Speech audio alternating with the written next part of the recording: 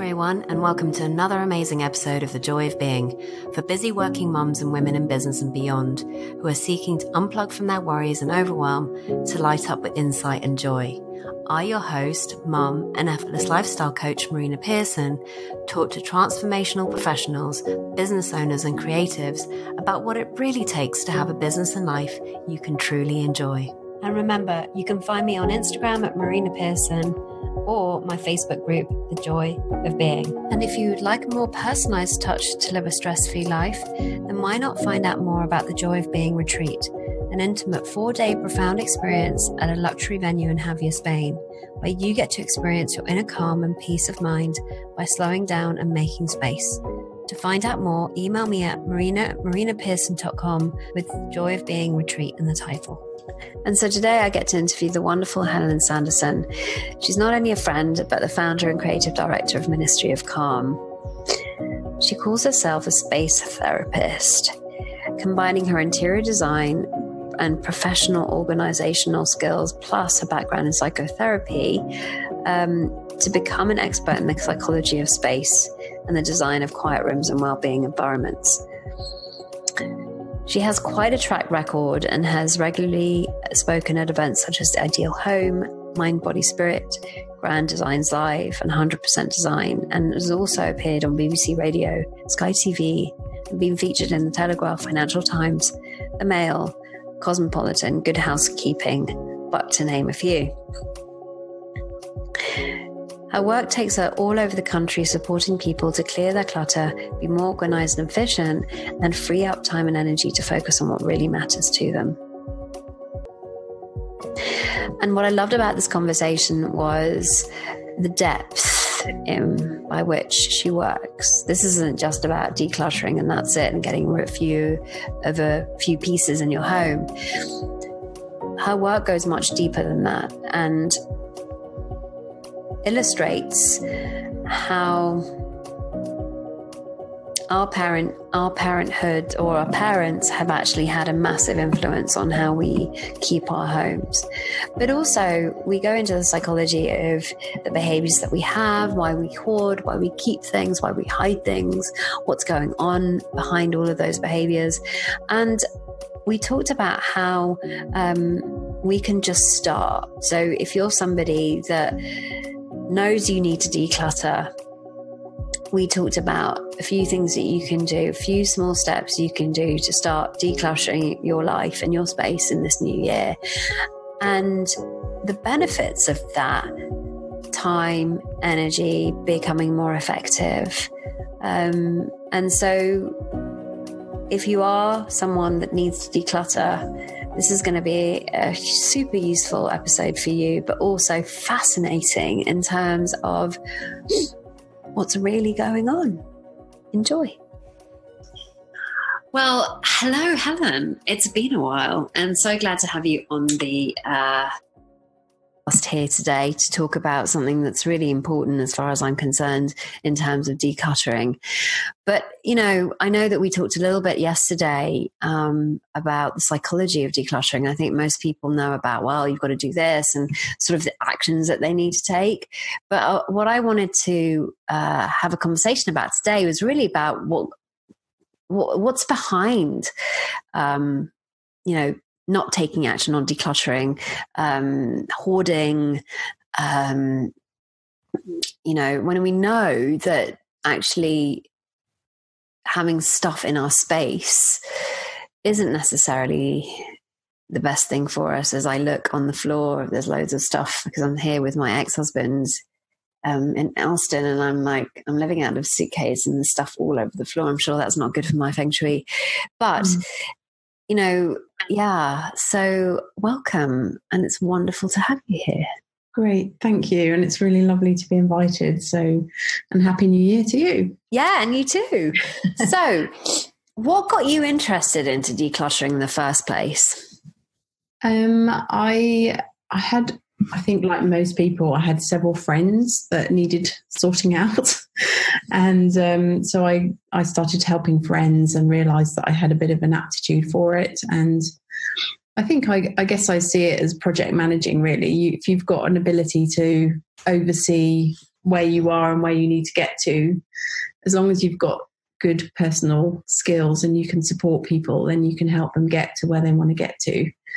So it's just something that I've been doing for years. And as I've been doing it, I've developed more and more of a personal style and more insight really into people's lives, because I really feel that when you go into someone's home, it's a bit like you're walking into their psyche.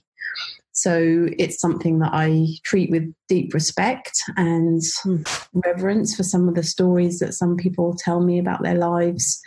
And sometimes some people don't know what their house is saying, but I can see it, and the house is telling me the story. So sometimes it's the person and sometimes it's the house, and whatever happens, it's a really very deeply moving experience. So you've captured my curiosity here. When you say you walk into people's houses and you can tell what the house is saying, could you give me an example of that? Yeah. So I think we all have a sense of energy. Some of us more than others, and I've got a particularly acute sense of energy. And so when you walk into a house, sometimes you can feel whether or not there's depression there, whether or not there's anger. Just the way someone treats their home is sometimes a reflection of how they treat themselves. So, it can be quite exposing, really. And I think a lot of people that are hoarders really don't want to let anyone in the house, not just because they've got too much stuff, but because I think deep down we know that it is a reflection of something that's stuck within ourselves or something that is going on, psychologically.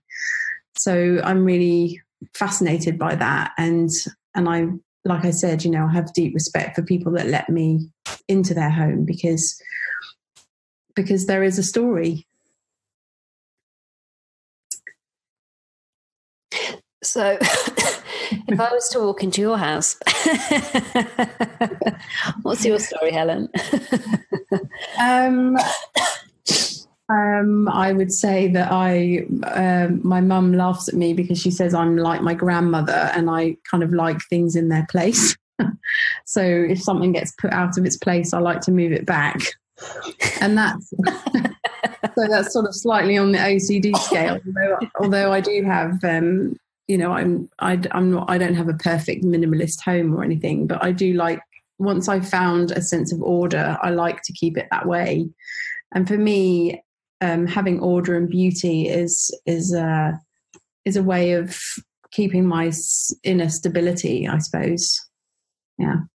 It sort of grounds me, and it makes me feel, that's in its place and that feels good and there's a good balance. Whereas when everything gets turned upside down, it then affects me, which is why I feel that keeping your home in order is really important for your mental and psychological well-being. So what would you say? Because that's kind of sparked up something inside of me, which is, I grew up not really caring about what was on the floor, and I didn't see it. So, especially now that I've got a 4-year-old, it's challenging to keep the house in order. And as I've got more quiet inside, I become much more susceptible to what's around me. As before, I could actually just completely tune it out, like not even notice the amount of mess that was around me. And sometimes I actually do that when my son is at home, because he has so many toys and we don't have a space for them at the moment. I attempt to keep as much order as possible, but sometimes I completely tune out and I just know it's there, but I kind of ignore it. So what would you say to that? Like those of us who don't get, they see the mess, but it's just something that you just live with. It's not something that you don't even see it almost. Does that make sense? Yeah, I think it totally makes sense. And I mean, quite often I get invited into the home of a couple, and there'll be one person that is really driven absolutely nuts and the other person that can't see it at all. And so I think when there's a couple situation, then there's some sort of compromise or meeting place where they can both either share that space or have their own two separate spaces. But I think it's really important to not to use keeping your home in order as a way of beating yourself up. And when you've got kids, if you get into that really rigid regime where everything's got to be tidy, you're just going to drive yourself nuts. So being able to tolerate a certain amount of mess, I think, is really healthy. I do, because I think you've got to be able to, be with what's important and be with the child and be with their play and be with being in the moment. And if you're constantly driven by a desire to keep order, then you're just going to be driving yourself and your child nuts, and a lot of the stories that people tell me when I interview them are, I'll ask them, what was it like when you were a child? Did you go into your room and play in that room, or were you constantly being told to tidy your room? And was it something that was used to scold you? And so I think that our relationship to space is definitely, it starts when we're a child, and it starts not only with how our parents were with their space, but how we were with our own private room or, whatever. So I think anything, it's about finding the middle way, isn't it? Being able to tolerate a bit of mess and chaos, which comes with kids, and then also being able to put things in order to support yourself and your well-being. Does that make sense? Yeah, totally. And as you were speaking, what came to mind was the craziness of thought, right? So there have been moments where I haven't wanted Leo to play because I don't want to actually then have to deal with the mess afterwards. Exactly, yeah. So there's a massive restriction there for him. Yeah. And I've had to really become aware that I actually have that thought process going on, because it got to the point where I didn't want to play with him because then I would have to deal with the mess afterwards and have to tidy it up, and I really didn't want to because at the moment Leo doesn't want to do things on his own necessarily. If he's going to tidy up, he wants to do it with somebody else. So that whole process of needing to tidy up, I've realized it kind of triggered a lot inside of me. It's like, I'm really triggered by this. Like, I don't want to tidy up. And then we can sort of understand, we could go into that inquiry about why is tidying up so challenging and triggering for you? I mean, I'm not necessarily going to go there right now, but it's just one of the things that I do with parents is encourage them to make tidying up into a game and make it into part of the play, so that children understand that there's play and then there's tidying up. It's a bit like, if you think about, I don't know, I'm just thinking about the Hindu philosophy of creation, destruction, and preservance. I think it's preservation. Preservation. That's it. And everything that is created gets destroyed. So, part of a creative play process is to make a mess, but then to put it back again and to preserve. So all of those things, I think that we're, as parents, teaching kids those things all the time, not just the play and the creation or the destruction of the order, but, it's about being with all of those parts of the process. Yeah, just what came to mind right there was just the creative process is like that anyway, isn't it? You come up with an idea, you attempt to put it out there, it's a bit messy, a bit jumbled, a bit scrambled, then you basically have to put a little bit of structure in order to it, and then tidy it up, and then it's done. Exactly. And the other thing that really strikes me about the home is that, a lot of it is about containers. And one of the things that I really love is that I love stationery, and a lot of women do love stationery. And I've kind of often been curious about that. Why do we love stationery so much? And I think it's because it's a shop full of containers. And ultimately, as a woman, when you give birth to a child, you are a container. That is what you are for 9 months. And you're home for a baby. And then many of the people that contact me are actually pregnant women or women who've just had a child and they want to make a nest, and that urge to really create space for this newborn is really strong. So the nesting thing is creating another container, and then, you know, the toys and how they get contained or uncontained and how you contain a child's emotions or, you know, behaviors, and the whole thing about boundaries and containers is it sort of spills over from the psychological into the home, into the practical. And one of the things that, you know, is ideal if you're really lucky enough to have a playroom for kids where you can just shut the door at the end of the day, or even a designated area. So again, it's contained. And so there's an adult space and a child space. So it's all about, I think, negotiating space and boundaries, and that sort of gets reflected in the way we live in our spaces. Yeah, I really love that. And it's certainly food for thought in terms of how space and boundaries are so interlinked. I had not seen that before, but it makes complete sense, you know, that you've got this space for this and that space for that, because of course, what of, you know, the workspace, for example, but then that spills into maybe doing work at the breakfast table, or not having a space where that's particularly linked to that thing that you're doing. I'm just curious about that. How does that have any impact? Oh, massively. And I think there's even articles that have been written about how our home spaces are changing so much. And if you think about workspaces now with co-working spaces, that the designs are much more based on a home interior, because, you know, this idea of home and work is sort of merging into one. So we come home from work and we sit in bed and we work, or we sit on the kitchen table and work, or we go into a co-work space and it's more like a home space rather than an office, you know, and those boundaries are getting more and more merged. And although some of that's really good and positive in the sense that, you know, it's no fun for anyone to go into an office where the strip lights are really horrible, flashing, you know, and it's just a really harsh environment that's no better for battery hens than human beings, you know.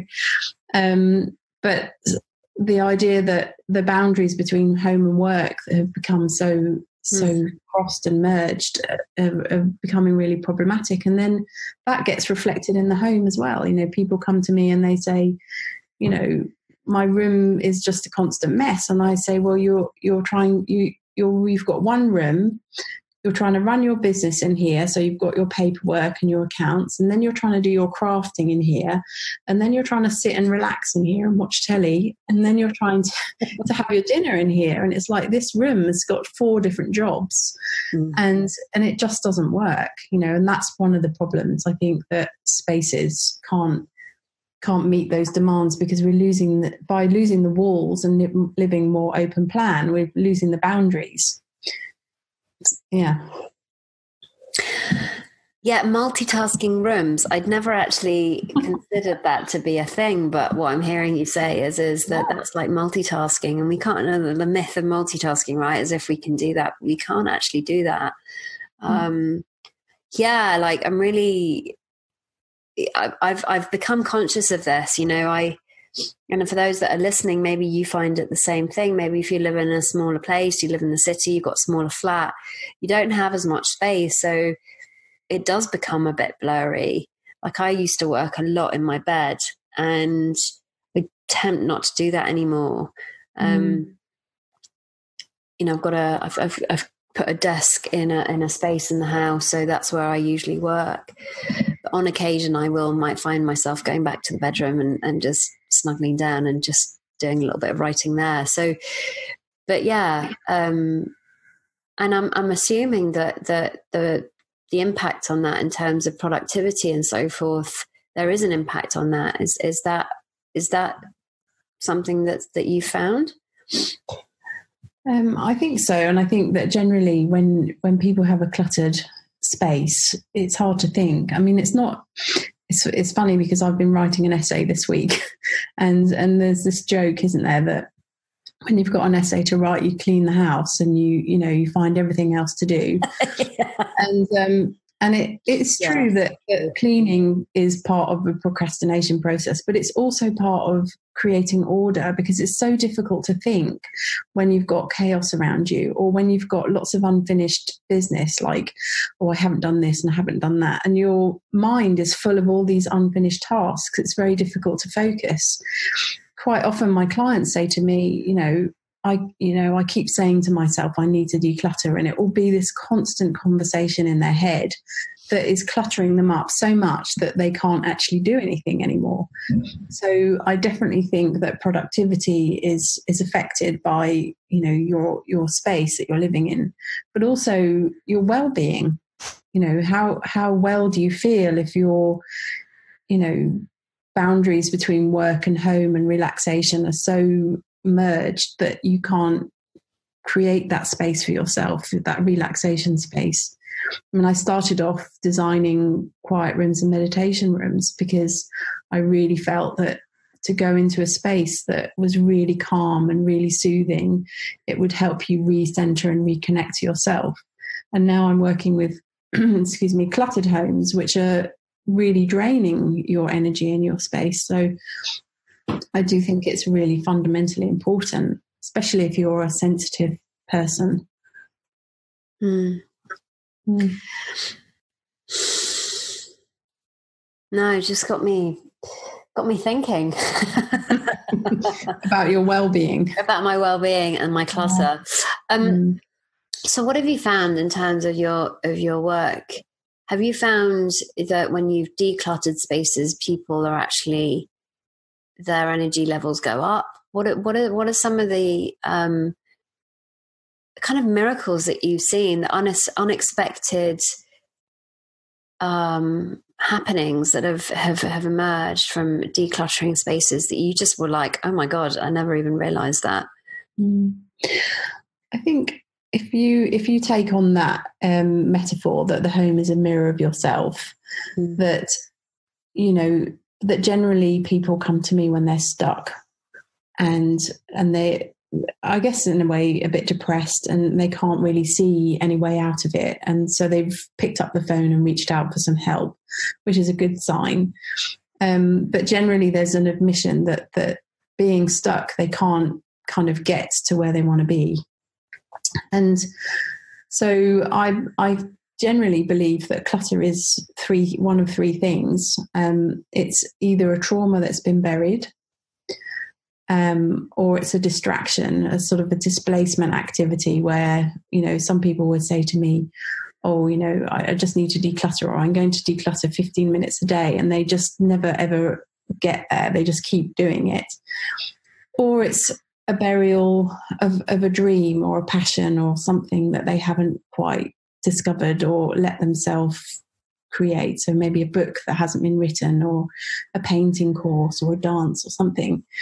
So I generally find that people come to me when they've kind of got fed up with the stuck, when they've got to the point where they just like, actually, this is obviously never going to change. Even though I tell myself every day I need to declutter, I'm just not doing it for some reason or another, and I need some help.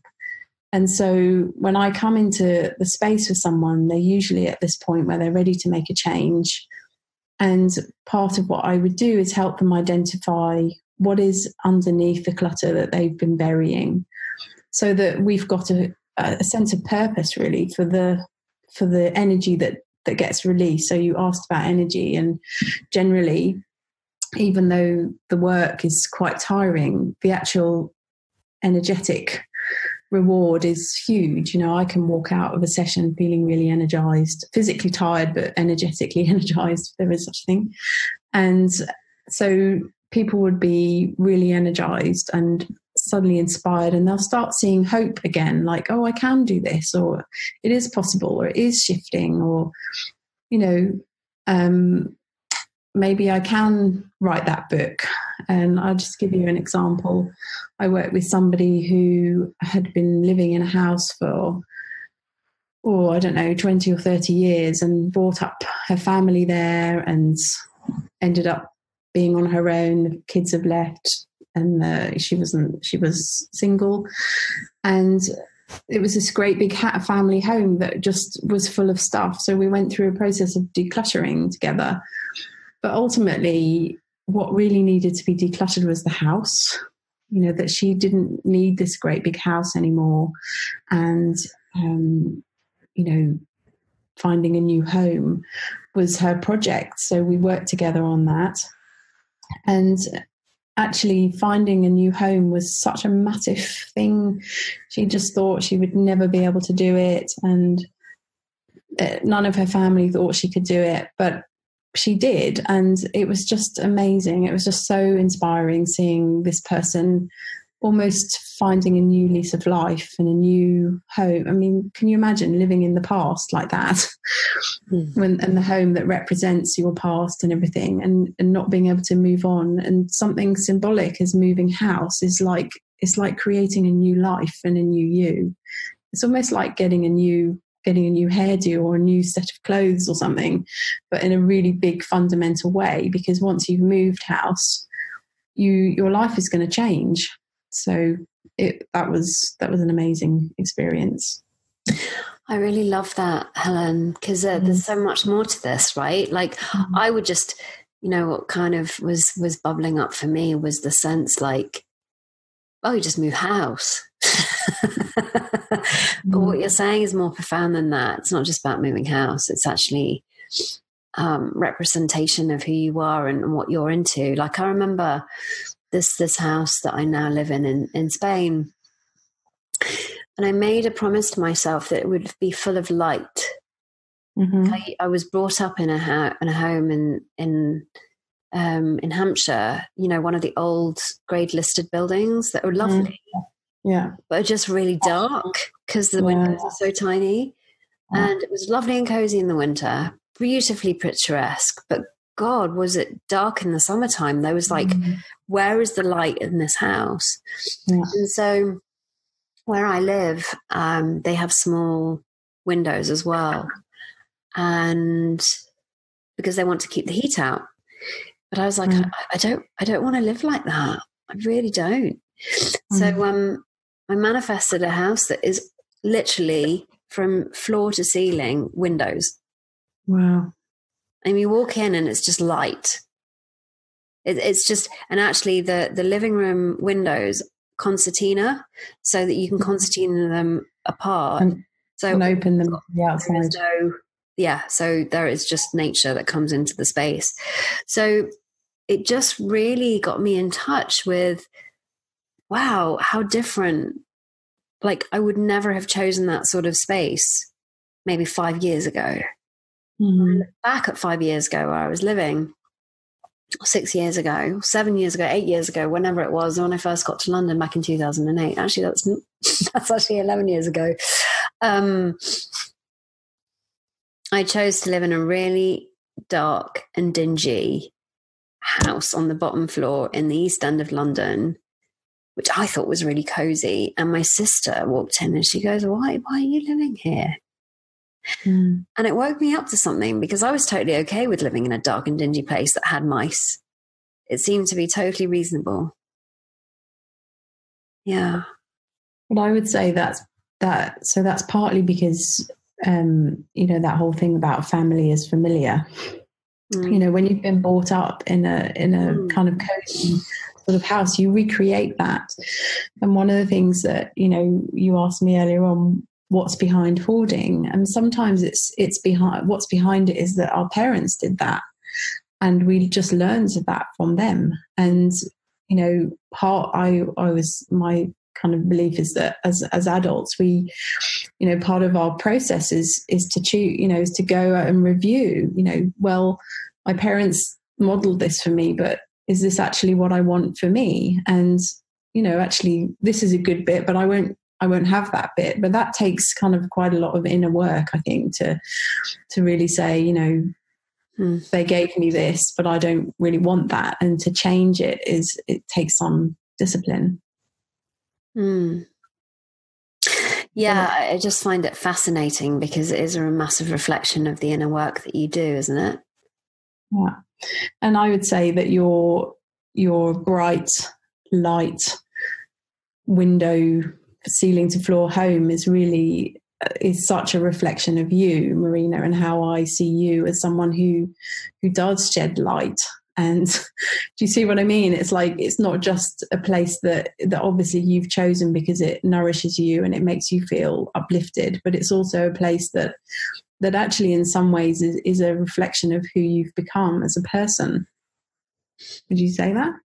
Yeah, totally. So I just never had really, like, I'd had a fleeting thought about it, but now on reflection with this conversation, it is really like such a different choice to what I would have chosen in the past. And yeah, like all that decluttering on the inside has made a massive difference in terms of the types of things that I choose to do or the types of places I choose to be. And what I wish to do with the light and what I wish to do with the space.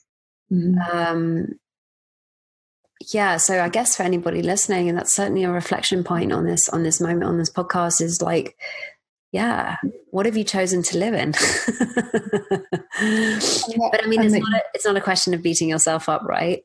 No, absolutely. And it's about the fact that, you know, you can look in the mirror and say, well, actually, I want to change this. Yeah. This I might have inherited this, but it's not necessarily my choice. And, you know, and I think earlier on I was talking about people who have got a lot of clutter and are a bit depressed. You know, I think when you're depressed, you don't feel like you have a choice.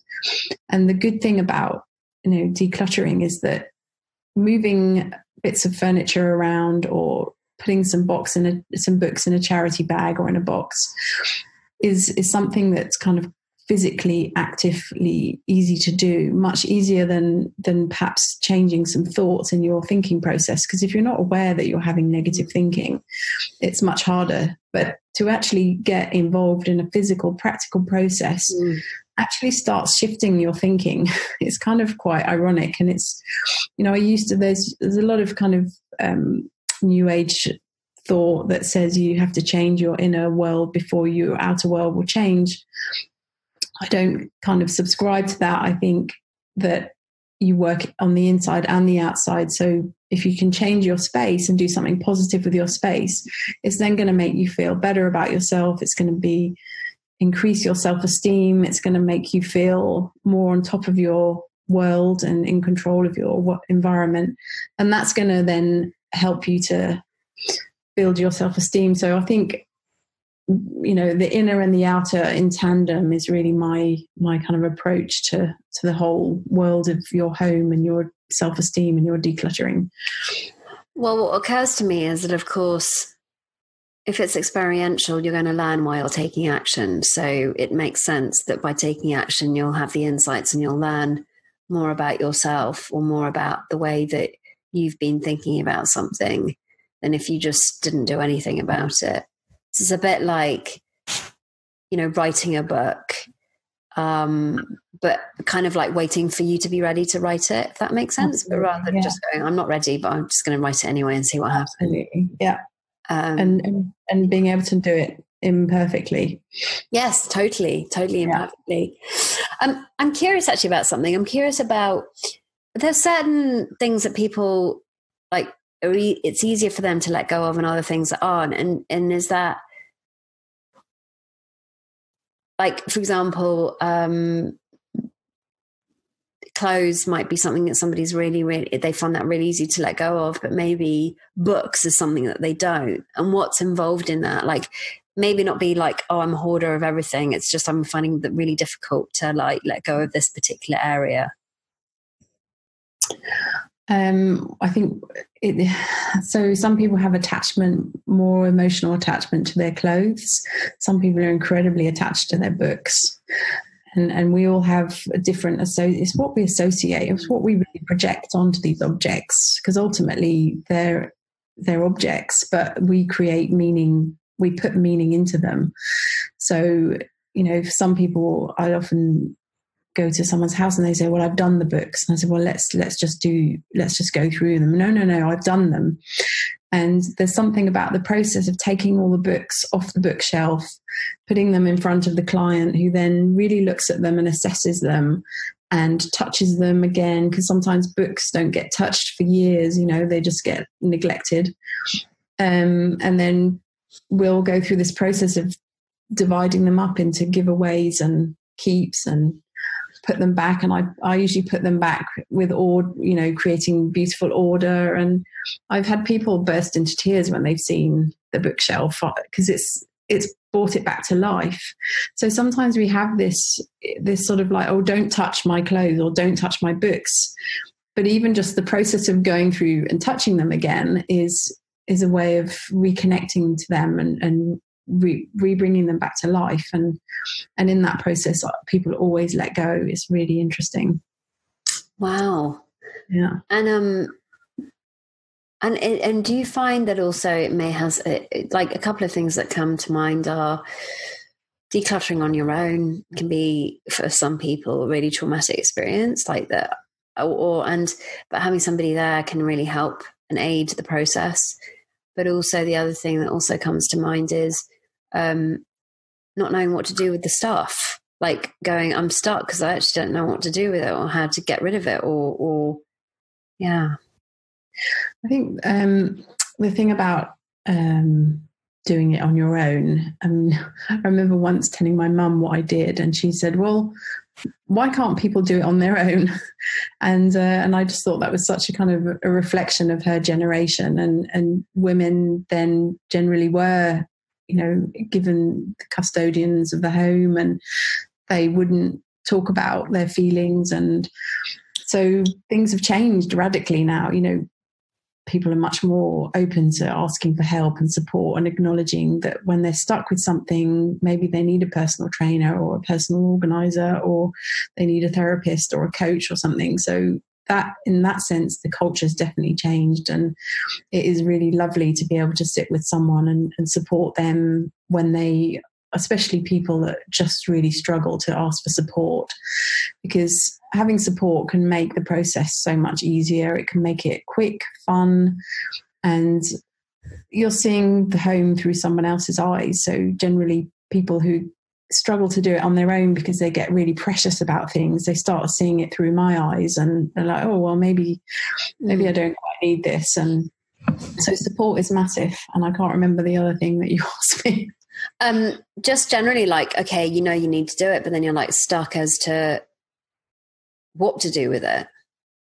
Oh, it's the giving things away. So, sometimes that becomes a massive thing. So sometimes people will say to me, oh, I want to sell it. Or, this is a designer dress or a designer handbag, and I paid a lot of money for it. Therefore, I worked for that money and I saved that money, and then I spent that money and I chose that item, and I'm not going to just give it away. But actually, sometimes selling stuff becomes as much of a barrier to letting go as just, sometimes it's just give it to a charity shop and let them benefit from that. If it's something that's taking up room in your cupboard and you're not wearing it, then it's costing you rent, essentially. And what about the things that you don't see? So I'm going to fess up here. I've got drawers where I've got stuff in there, and I'm just like, oh, I know it's there, but I don't use the drawers. So I don't see it, and I forget it's there until I kind of maybe, kind of reflect on it as I'm doing now. Like, what about the clutter you don't see? Like, is there any offense there? Well, am I committing an offense? And am I the judge? No, not at all. I'm just curious No, I'm just teasing. But I think that out of sight, out of mind is something that's quoted quite often with regards to clutter, and ultimately, no, there's no crime for having drawers full of stuff. I think the thing is that it's just that it's in your head. If you think that your home is your psyche, and then you've got rooms that you're not using, then what is it that you're not using in your life? Do you see what I mean? Or what is it that you've stuffed away in that drawer that is representation of something that you've stuffed away that you're not dealing with? So, and also the thing about what's in your home you carry with you in your psyche. So there'll probably be someone in your head who's saying, well, look at those drawers, they're full, why aren't you going to sort them out? And then it becomes a nagging process, and it's all a process of not being present, because there's the nagging voice that's telling you to tidy it up. If you've got drawers full of stuff and you're completely fine with it, then you'll just carry on, be fine with it. I think it's only a problem when it becomes a way of avoiding being present, or there's something that you've stuffed in the drawer that is something you don't want to deal with. And sometimes it's quite useful having drawers that you can use, because then you don't have to put stuff all over the floor. I was going to say, it begs the question, why would you have drawers? But yeah, fair enough. There are drawers used, and it's like a tool with anything. It's like you can use a drawer to be more effective. I think, if you imagine your desktop is full of files. Sure. And then you think, well, maybe they would be better in that folder. And sure, once they're in the folder, you can forget about them. But would you rather have a folder where you know where to find them, or just constantly be reminded of them every day? So there might be a folder on your desktop that you only use once a year. So why would you have it out on your desktop or on view? Do you see what I mean? It's like sometimes it's about, I really think that there's a mind map, and the whole thing about a filing system on your computer or in your home is it's about a mental mind map. And if you can mind map your way back to things, so if I said to you, could you find the sellotape, and you could go, yes, it's in that drawer, then you've got a clear mind map, and that will make you feel much more ordered and much more kind of centered and grounded in your life, because you will have a little bit of influence over your circle of influence, if you like, because there's so much of life that we don't have control over. And the home is hopefully one place that we do have this illusion of control. And it kind of brings me back to the productivity and effectiveness, right? So if you've got clutter, if you can't find anything, like I realized this about, I know it's so obvious, isn't it? It's like, if you've got clutter everywhere, how do you find anything? And it's like having a cluttered fridge where you can't see what's actually in the fridge, and then you end up buying the same thing, and then you find, like we just did the other day, it's like there was a cluttered fridge here, and we went out and bought parsnips, and then we emptied out the fridge, and there was a whole bunch of parsnips already in there. Yeah. So actually what I've kind of gleaned from this is you can save money by being more ordered. And you can save time. Yeah. And one of the things that so I say to people, I talk to them about, clutter, or your home is like a garden. So the reason I say that is because the garden is growing, and we accept that if we don't maintain our garden, that it's going to grow into weeds. But for some reason, we don't think that the home is growing, because we think that books don't grow and that, toys don't grow, but we're always buying them. So they are, or they're being used, So the first thing you have to do with a garden is do the weeding. And then you find the homes for things. Let's do the planting plan, and, right, the sellotape goes here. That's creating the mental mind map. When I come in, I put my keys on the landing station, and that's where my keys live. So I don't have to look for my keys every time. And then there's the whole thing about maintenance. How do I keep my garden from becoming overgrown again? How do I keep my home, maintain it, so that I'm not running this strict regime, but I'm also not being really neglectful. And so I always say to people, what's a small thing that you could do at the end of the day? Say, have some house rules for yourself. So like, I don't go to bed before I've done the washing up, because sometimes, if you come down to yesterday's washing up, to me, that's like you can't save because you've got to pay off your debts. You see what I mean? So if you're always clearing up yesterday's mess, you can't be here today. So that's my whole thing about maintenance. If you can just maintain a sort of level of maintenance that is easy and manageable, so you're not tidying up for yesterday, then you can just enjoy today, which is really what we're here for, isn't it? To be in this moment. Yeah, very much so. That's why I outsource a lot of that already. Like, get somebody else to do it. Yeah, because otherwise you'd be spending your time working on yesterday's stuff. But it's quite amazing. Like, I remember I rented out my house about a year and a half ago now. And I honestly didn't think I had that much clutter. But by God, when I had to remove everything from the house because they wanted the house to be free of everything, I threw bags and bags and bags and bags and bags away. And so I realized that, like, you may think you don't have it, but when you put yourself in the process of getting rid of shit, actually you realize how much stuff you do have. And so I don't know, like, what are there any kind of yearly things that you do, like, or is it a maintenance thing that you have, or what have you found that can be really helpful for anybody listening and that's going, okay, I know I need to declutter, I know there's some psychological stuff I probably need to let go of, but where do I start? Like, what would be a great starting point? So I, as you know, I designed the home declutter kit, and it was to help people with the weeding process, really. And in there we talk about a detox. So I think it's become more popular, and more people are more open to doing like a juice detox. Say for example, they had a binge at Christmas, and then they think, right, I'm going to start the year and do a body detox. Or maybe you need to think the same about your home and like do an annual declutter or an annual detox.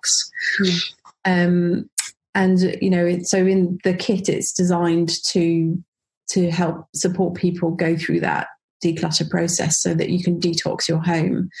And I think the more that you can get into a regular habit of doing that, it doesn't have to be every year, but once every couple of years, it would be much quicker. It's when it's left to, you know, I've worked with people whose their lifetime of work, 30 years of research, is suddenly, that's a really overwhelming amount to declutter. And with that overwhelm just creates paralysis. So if you can just keep on top of it and do a regular declutter, get the declutter kit, get that out and help you to do that process, you know, then it's done. And it really does. Everybody that, I mean, even people that mention that they're decluttering on Facebook say, I feel really energized. There's something about letting go of stuff that gives us energy. And that's because we're carrying it all of that stuff, we're carrying it around in our psyche. And if you create space, you create space for the new. So that's really my best tip. Make space for the new and make space for your creative projects. There was a great YouTube video about how we pay to move stuff around the world. Like, you pay stuff, if you pay for your stuff to go, you know, to where you live, and then it gets stuck in storage, and then you pay for stuff in storage, and then so yeah, it's just overspilled into these storage spaces of stuff that you never see, and that just collects dust. And ultimately, you know, really what everybody has their treasured memories, you know, and I mean, now that we all have smartphones, it's really good to take photos of things before if you're not sure about letting go, then take a picture of it. But everybody needs a memory box, but, you know, not a memory room or a memory home, you know, just a box of small treasures that you can grab if you ever need to, and it's got your treasures in it. But we really don't need all this stuff. And I know that people who, you know, my clients, they would say that belonged to their mum and it reminds them of their mum, but you only really need 2 or 3 things to reconnect with your mum, because ultimately she's in your heart. She's not in the photograph or in the vase or in the furniture. You know, that's again the projection and the psychological element that needs a little bit of loosening. So that's some of the work that I would do with that. Well, beautiful. And so, Helen, what are you wanting to do more of this year, like in terms of stuff that will bring joy to you? I love what I do. And I particularly love when I meet people and they invite me to their home, and I have that initial meeting where they tell me their story and the home tells me its story, and we kind of unpick some of that story together. And for me, it's a bit like working with someone's dream. It's sort of a mystery until you kind of unravel it, and then somewhere in there's a little bit of a message. So I'd love to continue doing that. And actually, I have designed some workshops so people can come and do that with me in a workshop environment and unpick some of those little sticky stories that they might have in their home. And so those are a couple of things I'd like to do this year. And when you say sticky stories, is that just generally like what we've picked up from our parents, how we run our own homes, the stories that we've created about our space? It's some of the things, it's some of the ways that we've got stuck. So, for example, we talked about, someone who learned hoarding behavior from their parents. And then sometimes there might be a little bit of loyalty. So sometimes we take on a behavior that our parent has had as a way of being loyal to them, even though that behavior doesn't serve us. So it's quite often you can see that with someone whose parent was alcoholic or drank alcohol as a way of dealing with stress, then they might have learned that behavior as well. But it's also, there's a really deep way of bonding with a parent. So I would sort of help people to unpick that bonding a little bit, because if it becomes self-destructive, like having too much stuff is, again, making you feel depressed, it's ruining your productivity, it means you won't invite anyone into your home, then that becomes a destructive pattern, even though it might be keeping you close to your mum or your dad who did that too. It's not really serving you. Does that make sense? Yeah, it does. So I guess time to reflect on that and being given the space and having somebody guide the inquiry can be really, really useful. Yeah, and also being in a room where other people have got similar inquiries. And when I've done little taster workshops before, people have got really excited and they've gone, wow, I didn't think of my home like this, or I didn't think of my art space like this, and now I see it differently. And it's like, just taking a layer or peeling a layer off and seeing it differently and having a new, fresh relationship with it. And it can be really liberating, in the same way that getting your hair done can feel great. It's like a new you, or a snake skin, a layer of you is just time to be shedded, and the new you can be born. Yeah, well, it makes complete sense. And on that note, if anybody listening to this wants to contact you, Helen, how can they do that? They can go to my website, helensanderson.com, and there's lots of information there about workshops and my services and the declutter kit that I talked about, and articles and blogs and hopefully inspirational material on there. So I'd love to hear from anyone that wants to chat to me. Yeah, well, it'll be, incredible for them to have that experience, because today I've already learned so much just from this one conversation. So yeah, for anybody that has been listening, there you go. And I hope you enjoyed it as much as I did. And until the next time, bye for now. Thank you very much. Take care. Bye-bye.